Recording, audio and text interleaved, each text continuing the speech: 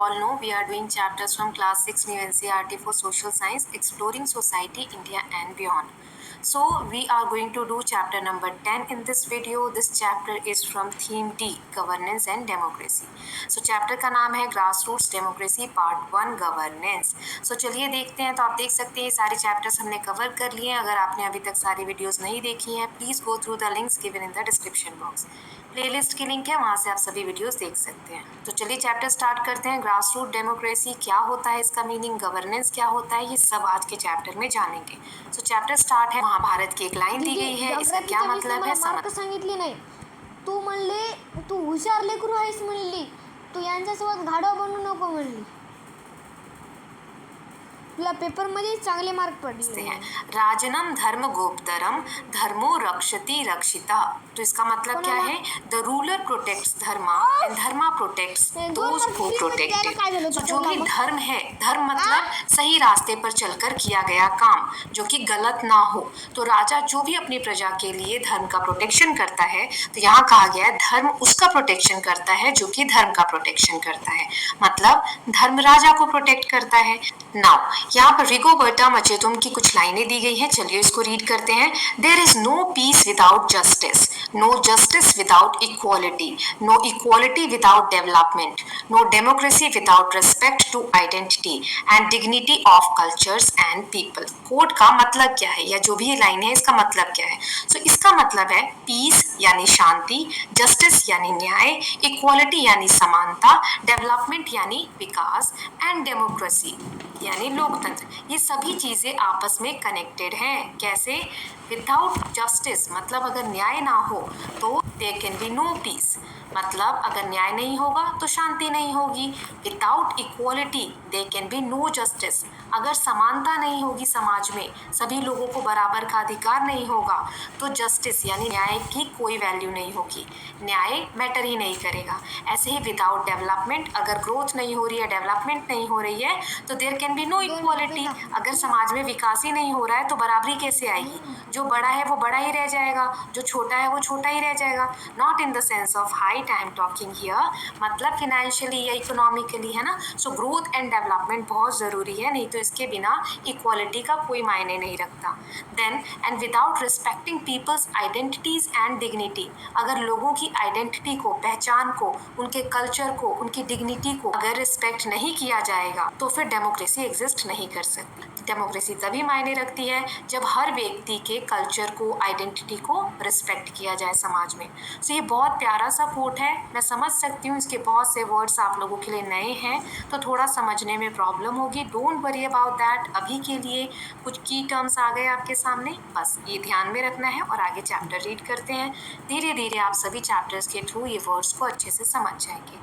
So big question है, क्या क्या समझेंगे? What is the meaning of governance, why do we need a government, what is the meaning of democracy, why is it important, कि governance क्या होता है, government की आवश्यकता क्यों पड़ती है, और डेमोक्रेसी क्यों जरूरी है और उसका मीनिंग क्या है।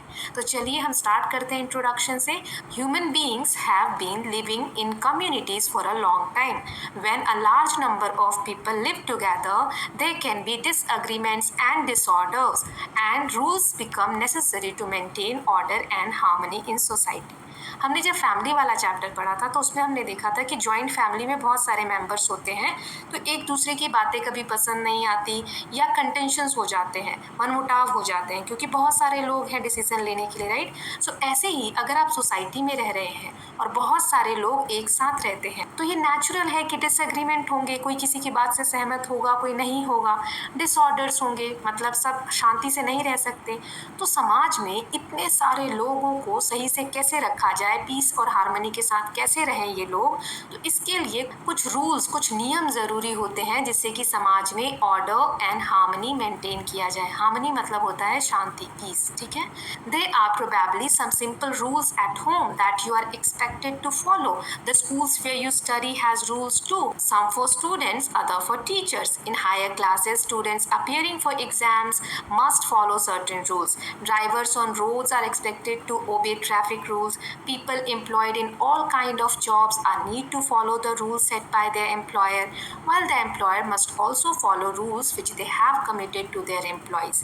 देखिए इसका कहने का मतलब क्या है, रूल बहुत इंपॉर्टेंट है किसी भी सेक्टर में। आप देख लीजिए, आप स्टूडेंट हैं, आपके स्कूल में भी आपके लिए कुछ रूल्स हैं कि आपको इतने बजे स्कूल आना है, अगर लेट हुए तो फाइन है ना, तो रूल फॉलो ना करने पे हमें पनिशमेंट मिलती है। आपकी नोटबुक में ये कवर होना चाहिए, कोई भी क्लास से बाहर बिना परमिशन के नहीं जाएगा। ये कुछ एग्जाम्पल्स हैं जो कि आप एज ए स्टूडेंट रूल के रूप में फॉलो करते हैं स्कूल में। ऐसे ही टीचर्स के लिए भी कुछ रूल्स होते हैं कि ये चैप्टर इतने दिन में कवर करा देना है, उनकी नोटबुक चेक करनी है बच्चों की, है ना। तो ऐसे बहुत से रूल टीचर्स के लिए भी होते हैं, प्रिंसिपल्स के लिए भी होते हैं, सबके लिए रूल्स होते हैं। ऐसे ही अगर आप कहीं जॉब कर रहे हैं तो आपका जो एम्प्लॉयर है, एम्प्लॉयर मतलब कि जो हमें जॉब प्रोवाइड कर रहा है, जिसकी कंपनी है, के लिए भी कुछ रूल्स हैं, और उसने कुछ रूल्स एम्प्लॉय के लिए भी बनाए हैं। एम्प्लॉय मतलब जो वहाँ पर काम कर रहे हैं, ठीक है। तो एम्प्लॉय के लिए भी कुछ रूल है कि भाई आपको इतने बजे आ जाना है ऑफिस में और इतने बजे तक काम करना है, आपको इतनी सैलरी मिलेगी, आपको इतनी छुट्टियाँ मिलेंगी। ये सब रूल हैं एम्प्लॉयर ने एम्प्लॉय के लिए तय किए हैं। एम्प्लॉयर के लिए भी कुछ रूल हैं कि आप कैसे मैनेज करेंगे कंपनी को, क्या रूल्स है, क्या रेगुलेशन। तो सबके लिए रूल्स रेगुलेशन होते हैं। यहाँ एक एग्जांपल दिया है, ड्राइवर जब रोड पे गाड़ी चला रहा है तो भी बहुत से रूल्स फॉलो करने पड़ते हैं कि रेड लाइट है तो आपको रुकना पड़ेगा, ऐसा नहीं आप गाड़ी आगे चला देंगे, है ना। ग्रीन लाइट है तो आप आगे जा सकते हैं। तो ये सब रूल्स सोसाइटी के हर पार्ट में आपको देखने को मिलेंगे। So what would happen if no one followed those rules? A simple answer is that society would not be able to function. क्या हो अगर सोसाइटी में ये रूल ना हो या फिर कोई भी रूल को फॉलो ना करे? तो इसका सिंपल सा आंसर है सोसाइटी सही से फंक्शन नहीं करेगी। Now who makes the rules and why, how are they made, these are some of the questions we will explore in this chapter. इस चैप्टर में हम ये जानेंगे कि ये रूल्स कौन बनाता है, कैसे बनाता है और क्यों बनाता है। So the process of taking decisions, organising the society's life with different set of rules and ensuring that they are followed is called governance. So यहाँ पर आपको गवर्नेंस का मीनिंग बताया है। गवर्नेंस क्या होता है? आपने डिसीजन लिया कि सोसाइटी को सही से चलाना है, ठीक है, सोसाइटी में पीस रहनी चाहिए, हार्मनी रहनी चाहिए, उसके लिए आपने कुछ रूल्स बना दिए, सेट ऑफ रूल्स, राइट। अब इसको इंश्योर करना मतलब आपको ये देखना कि सोसाइटी के सभी लोग इन रूल्स को फॉलो करें, इसी को कहा जाता है गवर्नेंस। ओके, गवर्नेंस क्या है? रूल्स बनाना सोसाइटी के लिए और उन रूल्स को फॉलो करवाना पीपल से। द ग्रुप ऑफ इंडिविजुअल और system that makes the rules and ensure that they are followed is called a government. So government क्या है? ऐसे लोगों का ग्रुप है जो कि ये रूल्स बनाते हैं और इनको इंश्योर करते हैं कि सोसाइटी में ये फॉलो हो। Some of more important rules are called laws. Rules ही, जो कुछ इंपॉर्टेंट रूल्स हैं उनको ही हम लॉज कहते हैं या कानून कहते हैं। सो देखो तीन कॉन्सेप्ट हमने समझे, गवर्नेंस, गवर्नमेंट और लॉज। गवर्नमेंट रूल्स बनाती है यानी कि लॉज बनाती है और इंश्योर करती है कि उसको फॉलो करे सोसाइटी। सो ये जो प्रोसेस है जिसमें गवर्नमेंट फॉलो करवाती है रूल्स को सोसाइटी से और रूल्स को बनाती है सोसाइटी के लिए, उस प्रोसेस को हम गवर्नेंस कहते हैं। आई होप ये तीनों टर्म्स आपको क्लियर है। Now this does not mean that rules and laws are set once and for all, just as you might discuss a particular rule at home with your parents or as a student body might ask the school or university management to change a rule. Citizens also have a say in the laws and rules governing the society. We will see how this take place. देखिए एक बार जो rule बन गया, legislation ने बना दिया, इसका मतलब ये नहीं कि उस रूल में हम चेंजेस नहीं ला सकते, या कोई पहले से रूल है तो ये नहीं कि हम उसको बदल नहीं सकते। जैसे आपके घर में बहुत से रूल होंगे कि इतने बजे खाना खा लेना है या इतने बजे के बाद बाहर आपको खेलने नहीं जाना है, लेकिन कभी कभी तो रूल्स में चेंजेस आ जाते हैं ना। कहीं बाहर जाना है अगर रात को तो ये रूल तो टूट गया कि हम बाहर चले गए रात में उतने समय के बाद। सो ऐसे ही समय के हिसाब से या ज़रूरत के हिसाब से रूल्स में चेंजेस ला सकते हैं। जैसे एक और एग्जांपल दिया है, स्कूल में कुछ चेंजेस लाने, आपके क्लास में कोई प्रॉब्लम है तो आप लोग प्रिंसिपल से, टीचर से डिस्कस करते हैं तो उस चीज़ को चेंज किया जाता है, राइट। सो ऐसे ही जो लेजिस्लेशन ने लॉ बनाए हैं, तो समाज में हम रहते हैं, हम सिटीजन हैं, नागरिक हैं समाज के, तो हमारा पूरा अधिकार बनता है अगर कोई रूल जिसमें चेंजेस रिक्वायर्ड हैं तो उसके लिए आवाज़ उठाने। सो इसके साथ हमने तीन कॉन्सेप्ट कंडक्ट, गवर्नेंस, गवर्नमेंट और लॉ समझा। अब कुछ क्वेश्चंस देखते हैं फिर आगे रीड करेंगे। Let's explore. पहला है describe the two pictures given in figure 10.1 on page 151, what differences do you see between them. दो पिक्चर्स आपके टेक्स्ट बुक में दी गई है, हम एक एक करके देखेंगे और बताना है उसमें डिफरेंसेस क्या है। तो ये पहली पिक्चर है, इसमें देखिए कितना व्यवस्थित सब दिख रहा है। व्हाइट मार्क्स जो रोड पे दिख रहे हैं ये रोड क्रॉस करने के लिए जेब्रा क्रॉसिंग्स हैं, फिर फुटपाथ बने हुए हैं जहाँ पर गाड़ियाँ नहीं चल रही, सिर्फ लोग चल रहे हैं। रोड पे व्यवस्थित ट्रैफिक लाइट्स हैं, सब व्यवस्थित है, ऑर्गेनाइज्ड है ना। नेक्स्ट देखिए ये वाली इमेज है, इसमें कुछ भी क्लियर नहीं है, सब अनऑर्गेनाइज्ड है। गाड़ियाँ कहीं भी आ रही है, कहीं भी जा रही है, लोग कैसे भी चल रहे हैं। सो किसी के लिए कोई चीज़ अच्छे से यहाँ पे ऑर्गेनाइज नहीं है। तो इसका आंसर क्या लिखेंगे?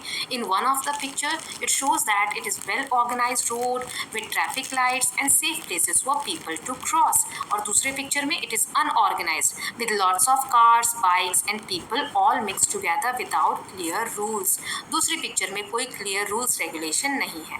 नेक्स्ट क्वेश्चन है how do you connect this with our discussion on rules. जो रूल्स हमने डिसाइड किए उसको आप इससे कैसे रिलेट करेंगे, दोनों पिक्चर की जो कंडीशन है उससे। So this shows the difference between good governance. Good governance यानी शासन प्रणाली जो है वो अच्छे से काम कर रही है, रूल्स रेगुलेशन अच्छे से हैं। सो एक पिक्चर में तो हम गुड गवर्नेंस देख रहे हैं जिसमें सब कुछ ऑर्गेनाइज है और सेफ है, और दूसरे में पुअर गवर्नेंस, रूल्स अच्छे नहीं है या उसको सही से इम्प्लीमेंट नहीं किया जा रहा है, राइट। सो वहाँ पर क्योटिक सिचुएशन है और कंफ्यूजिंग स्टेट है, किसी को पता ही नहीं है कि क्या करना है या क्या नहीं करना है। Okay, now next is what are some of rules in your school, who made them।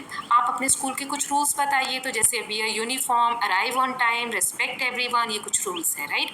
अब ये बनाता कौन है? सो प्रिंसिपल, और कभी कभी क्लास के लिए कुछ रूल्स टीचर्स भी बनाते हैं। सो इसका आंसर हो जाएगा। कुछ और क्वेश्चंस हैं, दूसरी एक्टिविटी है, लेट्स एक्सप्लोर। पहला है can you identify the categories of public service और other activities that are represented in 10 pictures in figure 10.2 on page 152। So ये आपको इमेज दी गई है, आपको बताना है इनमें कौन कौन सी पब्लिक सर्विस आपको दिख रही है। पब्लिक सर्विस कौन सी सर्विस होती है? ऐसी सभी सुविधाएं जो गवर्नमेंट प्रोवाइड करती है उस कंट्री के लोगों के लिए। ओके, सो गवर्नमेंट द्वारा किए गए ये कुछ काम है, आपको बताना है ये कौन कौन सी चीजें हैं। सो जैसे कैटेगरीज ऑफ पब्लिक सर्विसेज लिख के आप लिख सकते हैं, रोड कंस्ट्रक्शन हो रहा है, रेलवे ट्रांसपोर्टेशन हो रहा है, बॉर्डर सिक्योरिटी फोर्सेस हैं, हेल्थ केयर है, जुडिशरी, यहाँ सुप्रीम कोर्ट देख सकते हैं, ट्रैफिक मैनेजमेंट, पुलिस ऑफिसर्स देख सकते हैं, देन गवर्नमेंट ऑफिस है जहाँ पर रह के गवर्नमेंट ऑफिशियल फंक्शन करते हैं, फिर पोस्टल सर्विसेज हैं, एजुकेशन है, डिजास्टर रिलीफ है। तो ये सारे काम, डिजास्टर रिलीफ क्या होता है? कहीं पे बाढ़ आ गई, कहीं पे कोई प्राकृतिक आपदा आती है तो जो फोर्स वर्क करती है प्रोटेक्शन का या रिलीफ प्रोवाइड करती है, एक्शंस लेती है, उसको हम डिजास्टर रिलीफ फोर्सेस कहते हैं। ओके, सो ये कुछ गवर्नमेंट या पब्लिक सर्विसेज हैं जो गवर्नमेंट प्रोवाइड करती है लोगों को। Now what role do you think the government plays in each of these activities. So कैसे गवर्नमेंट का क्या इंपॉर्टेंट रोल है इन सारी एक्टिविटीज में? तो चलिए देखते हैं। पहला है बिल्डिंग एंड मेंटेनिंग इंफ्रास्ट्रक्चर, जो भी रोड है, पुल है, मेट्रोज है, ट्रेन है, ये सबको मेंटेन करना या बिल्ड करना ये किसका काम है? गवर्नमेंट का। Protecting borders and maintaining law and order, समाज में लॉ एंड ऑर्डर की सिचुएशन को मेंटेन करना, जो हमारे देश की सीमा है उसको बॉर्डर को सुरक्षित रखना, ये भी गवर्नमेंट का काम है। Providing medical services, government hospitals के थ्रू लोगों को मेडिकल सर्विसेज प्रोवाइड कराना। डिजास्टर अगर कहीं आ रहा है तो उसको रिलीफ कार्य के लिए भी गवर्नमेंट ही वर्क करती है। देन ट्रैफिक मैनेजमेंट, ट्रैफिक को रेगुलेट करना, सेफ्टी देखना, रोड सेफ्टी। देन जुडिशरी यानी जो न्यायपालिका है वो कैसे काम करेगी, समाज में कैसे जस्टिस इंश्योर किया जाए, वो भी गवर्नमेंट का काम है।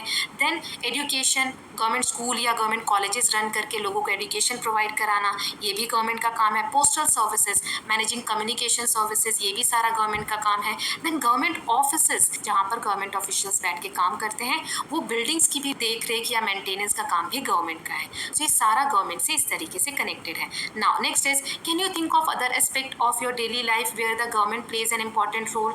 आप अपनी लाइफ से बताइए कि कोई ऐसी चीज़ आपको दिख रही है जहाँ पे गवर्नमेंट बहुत इंपॉर्टेंट रोल प्ले करते हैं। सो मैं यहाँ कुछ एग्जाम्पल दे रही हूँ, आपको भी दो दो ऐसी चीज़ें कुछ भी बतानी है जो आप अपनी डेली लाइफ में देखते हैं जहाँ गवर्नमेंट का बहुत इंपॉर्टेंट रोल है।